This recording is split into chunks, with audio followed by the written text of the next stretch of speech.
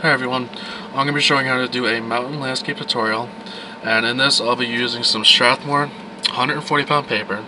Now, generally you'd be wanting 80 to 100 pound paper. This is very thick and it's generally used for watercolor. This is just all I have right now, so that's what I'll be using. You can go all the way down to 60 pound paper, that'll work just fine as well. I'll also be using some charcoal pencils. You can use regular pencils, they'll work just fine. I'll also be using some white charcoal just for all the highlights and everything. I'll also be using these sticks of compressed charcoal just for large coverage. As far as erasers, I'll be using 3. I have the kneaded erasers, I have the pink erasers for the good tip, and I also have these black erasers just for basic erasing. I'll also be using these blending sticks, so these work very well when blending all the different tones together and really brings it all together in the end. So these you have to have, and you don't even have to get something like this. You can just pretty much get a piece of paper, wrap it all up really tight and use that as well. For the sharpeners, you could use something like this, but I find with the charcoal, when you sharpen this, the tips tend to break, so I use the sandpaper to prevent that, and the sandpaper works just fine. It just creates a little bit of mess, so might need a little dish or something just to keep everything nice and clean. But other than that, that's pretty much it, and let's get started. Alright, for this first part, you're just going to need a basic pencil, or here I'm going to be using charcoal. You're also going to need a straight edge. Here I'll be using a ruler. This first part I'm going to be doing the horizon line, and I'm going to be following the rule of thirds, which I won't be putting it exactly in the middle. I'm going to either put it above or a little bit below. For this I'm going to put it a bit below the center of the page, so about right here is where I'm going to be setting my horizon line. It doesn't have to be exactly straight, but it should be pretty close. So it's a little off, but you don't need it to be exactly dead on because you're going to be changing it in a little bit anyway, so it doesn't have to be exact. Now the next part, I'm just going to be drawing some basic mountains. So I'm going to start over here, just bring the pencil up, just go in a little bit, just go up a little more, bring around the top, just come down, just go up a little bit here, then create a sharper tip for the mountain there. Another one here. And we'll bring this one down. And we'll come up with another one here.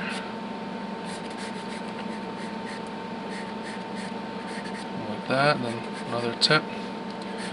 And just bring that one down like that. Now I'm going to make this one a little bit sharper just to match the other mountains. Something like that. Alright, now after this, I'm going to be using this powdered charcoal here. This you can get at pretty much any art store for around 10 bucks. It works absolutely fantastic for doing skies and stuff like that, just because it creates a nice even coat. But if you didn't have this, I'm going to do the thing I learned from Pensetter over there. You just take the charcoal, go like this with it. This is just basic compressed charcoal. This is the 6B, so it's fairly dark. Just take it like this. Now I'm going to be using a cotton ball, and you just rub this like this, and you just bring it like this, just like that. Now what this stuff will do, it's the same thing, it's just minus the step of the compressed charcoal part. So you just take this, just dip it in, and it's just loaded. So this will spread very evenly.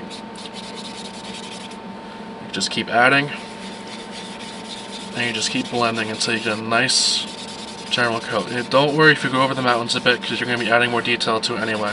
That's why I'm doing the sky first. So you're just going to be going like this. So all like that. And then you're just going to blend in a little bit more. Just keep going over it. Now if you don't have cotton balls like this, you can use tissue paper, you can use paper towels, anything that's soft and will blend something, it'll work well for this. I find that cotton balls tend to work the best, but whatever works is great.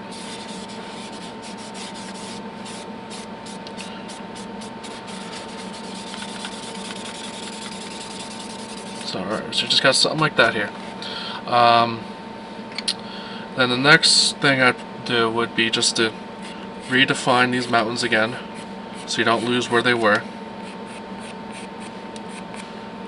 No, you don't want to make it too dark because it might affect what it looks like at the end. You just want to bring it out enough so you can see it.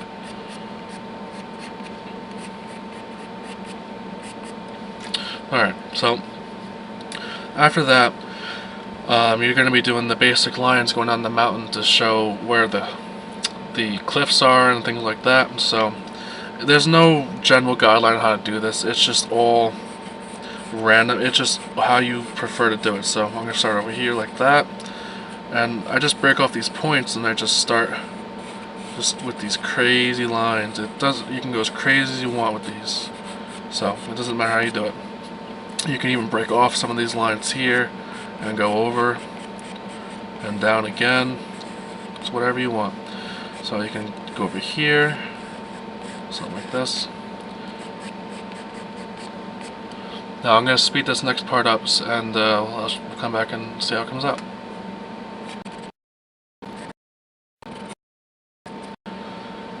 Alright, now for this next part, you're going to want to figure out where your sun is, because without that you're not going to be able to know where to shade on these mountains. So I'm going to say that my sun's on this side of the paper over here. So if the sun is coming in this way, then anything over this way to these lines, anything to the left of all these lines is going to be shaded in. So I'm going to start off just by doing that.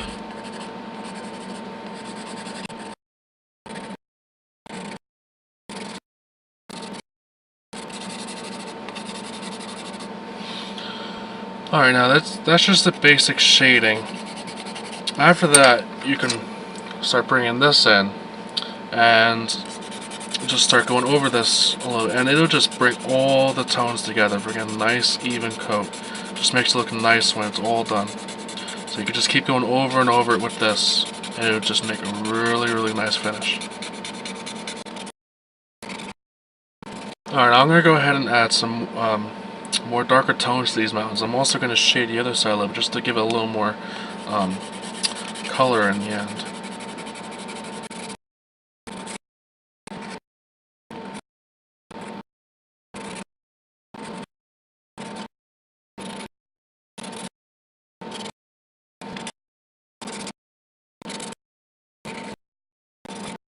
Alright, so that's the pretty basic mountains there.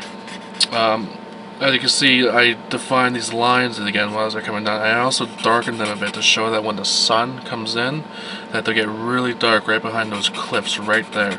And it just helps to bring, it just pops them a little more in that, and I prefer the look of that. So that's the way I'll do it, but this is pretty much the basic way they end up looking. And yep. So I'm just going over it here and there. And I'm just using this, and I'm just carrying color all over this. Just with this, just by because how dark this is.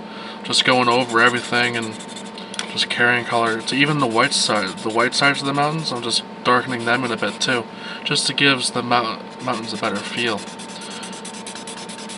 So.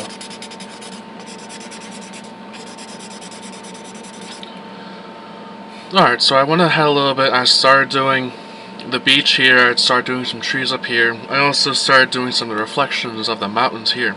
And these two are going to be some strips of land, which I'm going to be adding some trees to, some shrubs, and I'm going to be putting some rocks over here.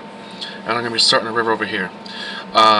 I'm going to be showing how to do all these in upcoming videos, so stay tuned and I'll have them up shortly.